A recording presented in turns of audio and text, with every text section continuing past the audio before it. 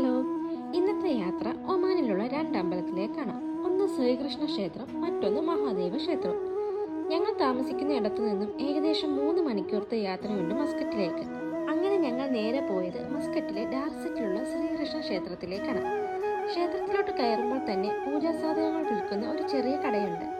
ഇവിടുത്തെ മെയിൻ പ്രതിഷ്ഠ ശ്രീകൃഷ്ണനും ഉപദേവതകളായി ഗണപതിയും ദേവിയുമാണ്.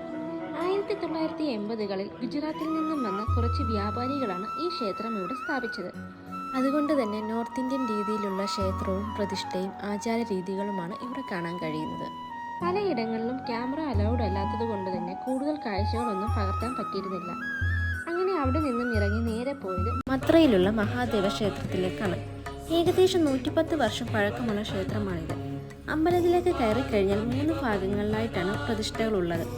പ്രധാന പ്രതിഷ്ഠ മഹാദേവനും ഹനുമാൻ സ്വാമിയുമാണ്. മഹാശിവരാത്രി, ഹനുമാൻ ജയന്തി, ഗണേശ ചതുർത്ഥി എന്നീ ദിവസങ്ങളിലായാണ് ഇവിടെ പ്രത്യേക പൂജകൾ ഉള്ളത്.